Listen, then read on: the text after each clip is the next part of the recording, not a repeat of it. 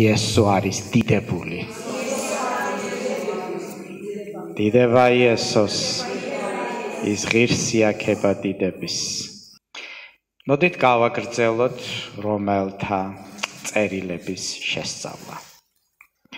პავლე მოციქულის წერილი, რომელთა მიმართ მიათე თავის მე-13 მუხლი.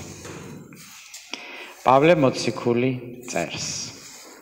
რადგან ყოველი, ვინც მოუხმობს უფლის სახელს, გადარჩება.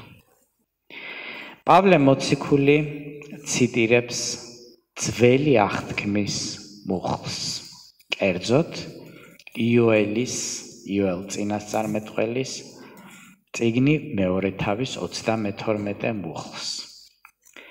იოელი ამბობს: და იქნება ყოველი, ვინც მოუხმობს უფლის სახელს, გადარჩება. მაშასე, პავლე მოციქული იმეორებს ძველი აღთქმის წინასწარმეტყველის სიტყვებს, იმ წინასწარმეტყველის სიტყვებს, რომელიც იესო ქრისტემდე დიდი ხნით ადრე ცხოვრობდა. ძველი აღთქმა დაწერილია ებრაულად თქვენიცით და იქ სიტყვა არის იაჰვე.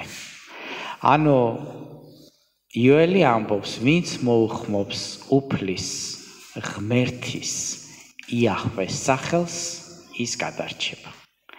მაგრამ როდესაც პავლე მოციქული ამბობს, ვინც მოუხმობს უფლის სახელს, გადარჩებაო, ვის გულისხმობს? გულისხმობს იესო ქრისტეს. მას როგორ ეთანხმება ერთმანეთს ძველი აღთქმის დროს წინასწარმეტყველის მიერ ნათქვამი ღმერთი და პავლე მოციქულის მიერ ნათქვამი სიტყვა კურიოს, რომელიც უფალს ნიშნავს და გულისხმობს იესო ქრისტეს. საქმე ის გახლავთ ძვირფასებო, რომ ახალ აღთქმაში ღმერთის სახელი არის იაჰვე ოშია, იაჰოშუა. ჩვენ იესოს ვამბობთ ქართულად, მაგრამ სხვადასხვა ენაში სხვადასხვანაირად არის. ებრაელი ნატურალურად, ასე ვთქვათ, იესოს კი არ ეძახდნენ, არამედ იაჰოშუა, ჯოშუა, რომელიც ნიშნავს იაჰვე ხსნელი. ღმერთი ჩვენ გამოგვეცხადა იესოში როგორც ხსნელი.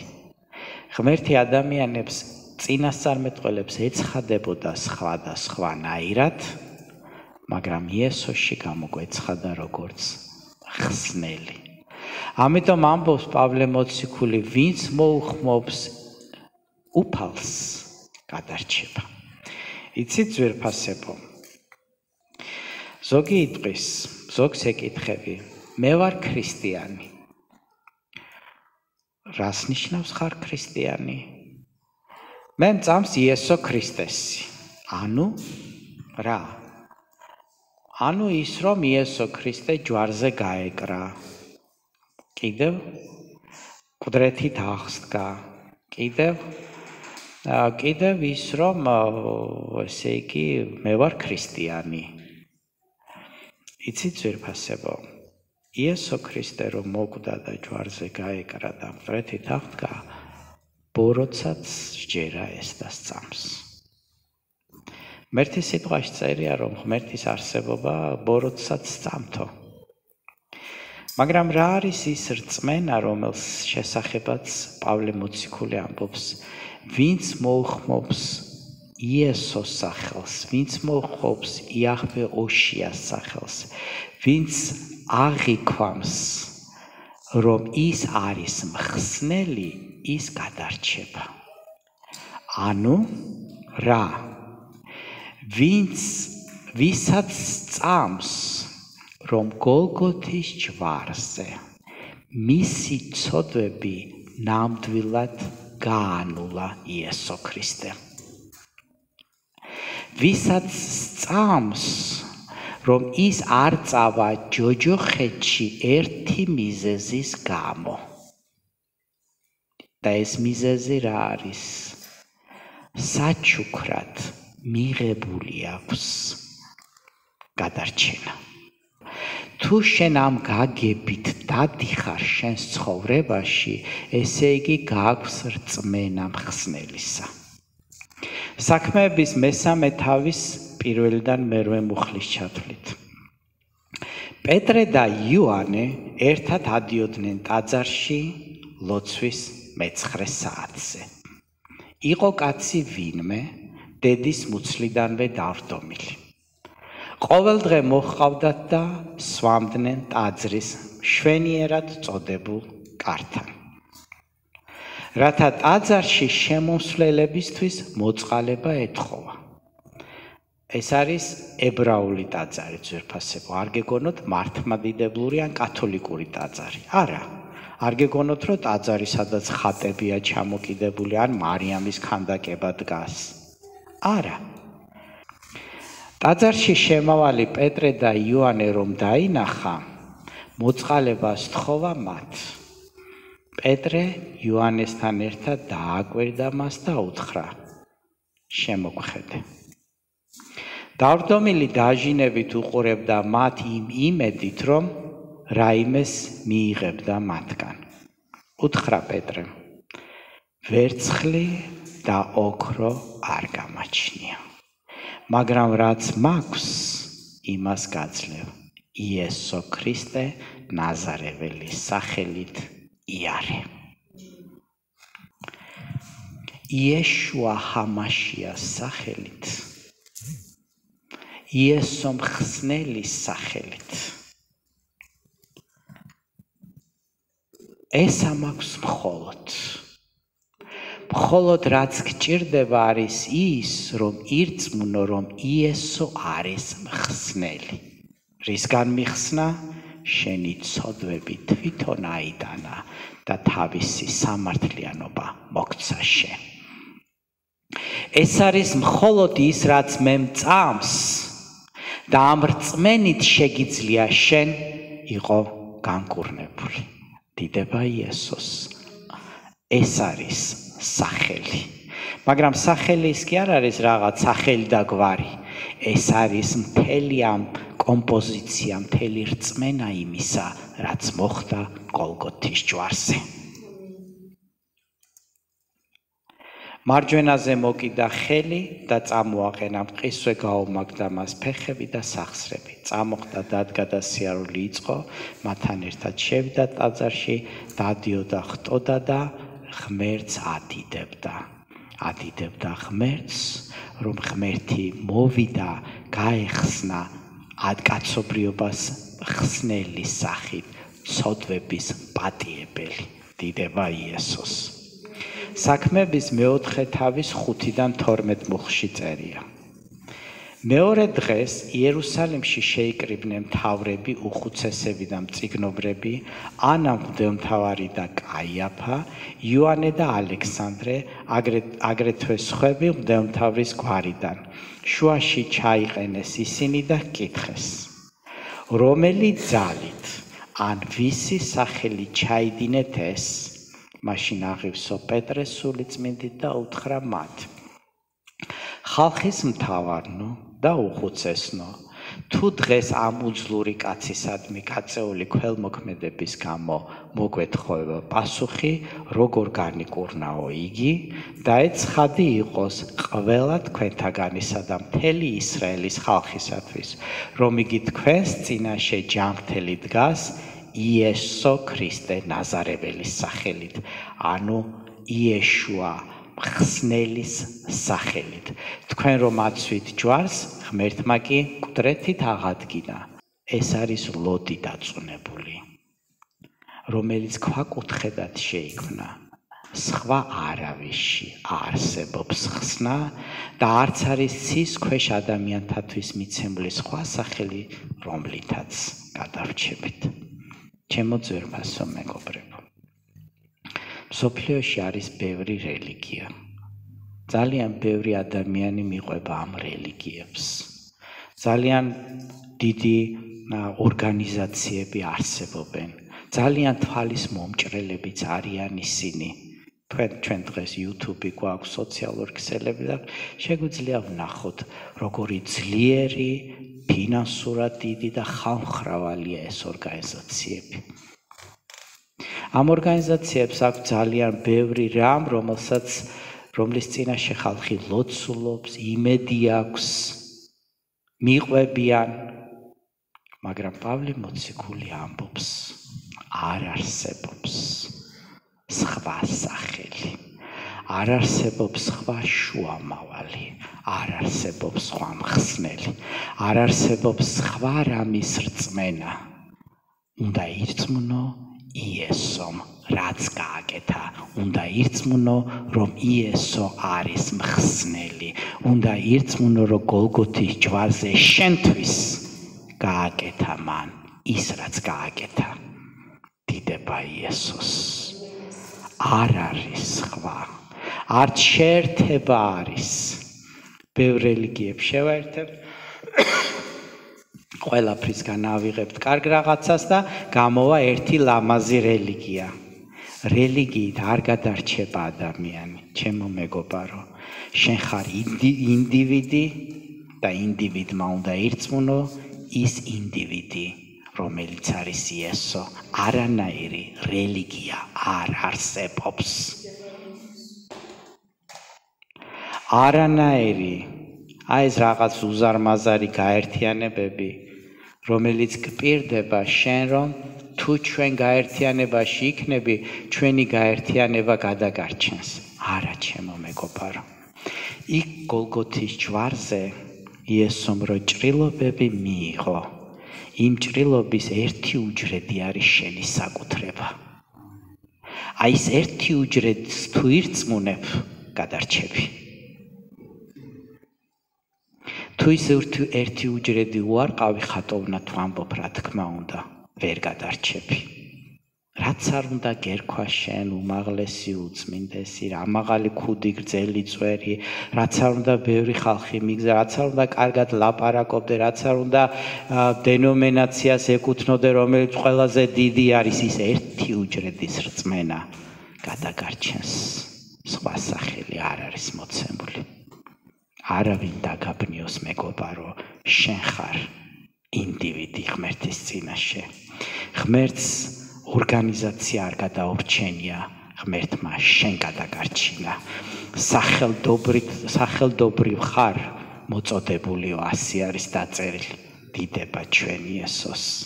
მე ვარ ერთი პიროვნება, შენ ხარ ერთი პიროვნება იმ ერთის წინაშე.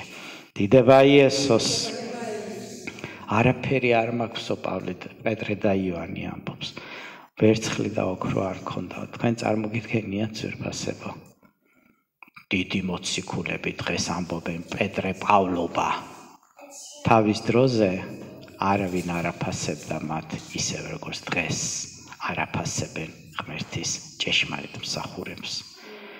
რომელთა 10-14-დან 16-ის ჩათვლით აგრძელებს პავლე მოციქული. მაგრამ როგორ მოუხმონ მას, ვის? იესოს, იეშუას, ხსნელს, ვინც არ იწამეს. რა არ იწამეს? ეს ყველაფერი. როგორ ირწმუნონ, ვის შესახებაც არ სმენიათ, როგორ მოისმინონ ქადაგებლის გარეშე. ნახეთ? პავლე მოციქული ლოგიკურად ვიჯელობს. ადამიანი, რომელსაც იესოს შესახებ არაფერი გაუგია. მაგრამ პავლე მოციქული ამბობს, რომ თუ არ მოუხმობ უფლის სახელს, ვერ გადარჩები. მაგრამ როგორ მოუხმობს უფლის სახელს, თუ არასდროს სმენია ამ გადარჩენის შესახებ. მაგალითად, ჩვენ გავიგეთ, რომ სადღაც რომელიღაც ქუჩაზე არიგებენ საჩუქრებს. ვინც გავიგეთ, ავიღეთ საჩუქარი, მაგრამ ვინც ვერ გაიგო, როგორ აიღებ საჩუქარს? იესო ქრისტე მადლით საჩუქრად იძლევა გადარჩენას, მაგრამ თუ არ გაიგო კაცმა, როგორ მიიღებს ამ გადარჩენას? თუ არ როგორ მოუხმობენ გადარჩენილის სახელს, თუ კი არ იწამეს. ანუ პავლე მოციქული ამბობს, რომ ექსაჩუქარისი არ მოდის, უნდა ირწმუნო, უნდა დაიჯერო. თურმე რწმენა არის საჭირო. რა ვიცი, ახლა მართლა მოკვდა გოლგოთის ჯვარზე, მართლა ჩემთვის არის ეს ყველაფერი, იქნება არ მომკვდარა, იქნება არ აღმდგარა. იცით, რწმენა მოდის ზეციდან, მეგობარო. რწმენა ისე არ მოდის, უბრალოდ. რატომ არსწამთ ადამიანებს? ან რო გკითხო, შენ რატომ გწამს? შენ ვერ ახსნი ამას, ლოგიკა არ აქვს რწმენას. რატომ დადიხარ? რატომ მოდი დღეს ეკლესიაში წასულიყავი, სადღაც გართობილიყავი? რა არის ის, რომელიც გიწევს? რა არის ის, როდესაც შენ უფალზე ისმენ და გულში ხვდება? ეს ზეციდან მოდის, მეგობარო, ზეციდან შობის შემდეგ ხდება ეს ყველაფერი, დაბადების შემდეგ ხდება. არის რაღაც შინაგანად და ეს რაღაც არის სული წმინდა, შენი ახალი სული იშვება. მაგრამ პავლე მოციქული ამბობს, თუ რწმენა არ აქვს, ვერ მოუხმობენ. მარტო ასე მქვია, მორწმუნე არა. რწმენა უნდა კონდეს, რისი რწმენა უნდა კონდეს, რაც მოხდა გოლგოთის ჯვარზე და ის რომ ის მკვდრეთით აღსდგა. ძალიან ბევრი ადამიანი ამბობს დღეს, რომ ვეთქვი ქრისტიანი ვარ. მერე რომ მოკვდები, ეხა რომ მოკვდები, არავინ არ იცის, ან მოკვდება და მორჩება, მეც დავისვენებ და შენც დაისვენებ და ადამიანები ძირითადად საფლავებზე არიან გადართულები. რომ აი საფლავი იყოს რაღაც საფლავი, როდესაც ადამიანი კვდება, არავინ არ კითხულობს საით წავიდა, ზეცაში თუ ქვევზევით წავიდა თუ ქვევით წავიდა. გინახავთ თქვენ ახლა ჭირის უფლების ხედან და მსჯელობენ. არა, რაზე მსჯელობენ? აბა საფლავი სად იქნება, რომელზე გამოასვენებენ, როდის არის გასვენება, იქ გადასახურავით გვექნება ქელეხისად ჩავატაროთ და ამაზეა ფუსფუსი. იმ კაცმა ყველაფერი კარგად იცის, მეზობლებში იტყვიან. რა იცის? როგორ შეუკვეთოს, როგორ თავი კაცი უნდა იყოს.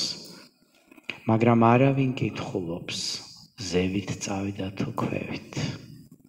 არ არის, რატომ? არ ასჯერათ ეს რაღაცა. უბრალოდ არ ასჯერათ.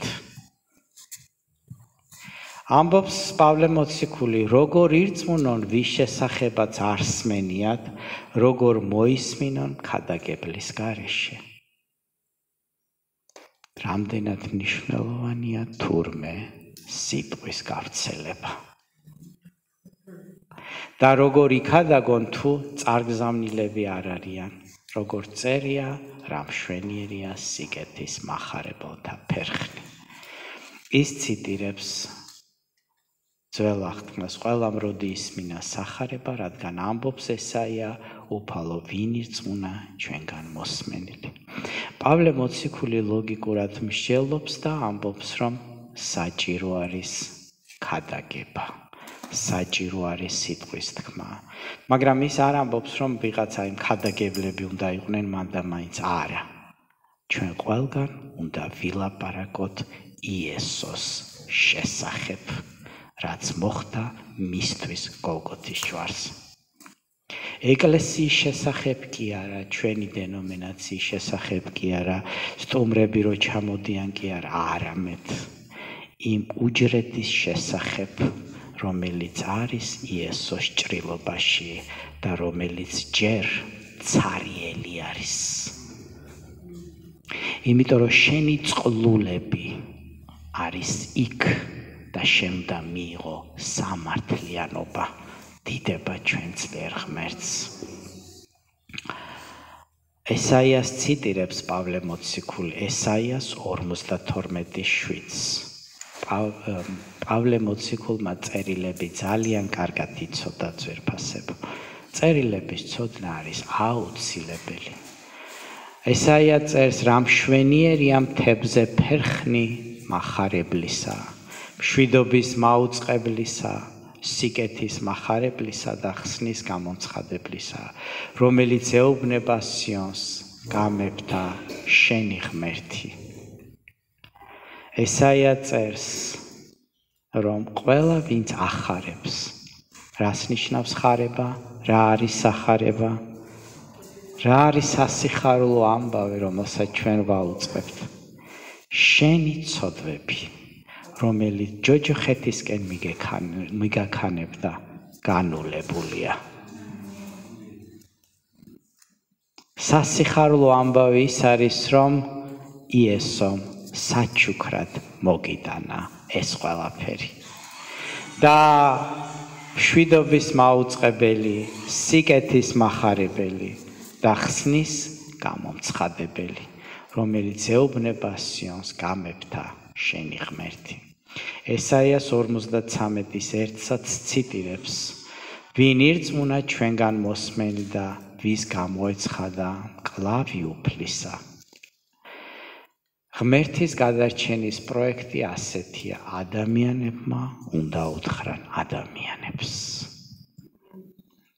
ჩვენ ძვირფასებო, რომლებმაც გავიგეთ, რომ სადღაც საჩუქარი რიგდება, უნდა უთხრათ სხვებსაც, რომ სხვებმაც ის საჩუქარი აიღონ. ჩემო ძვირფასო მეგობარო, უნდა იცოდე, თუ ადამიანს არ სწამს, რაც მოხდა გოლგოთის ჯვარზე, სულ ტყუილია მისი სიარული, რომელ ეკლესიაშიც არ უნდა იაროს, რა რიტუალებიც არ უნდა ასრულოს და არაფერი გააცდინოს. სულ ტყუილია კვერცხის გორებები და ლობიანების გამოცხობები. სულ ტყუილია სანთლის ნთებები და საფლავზე ლოცვები.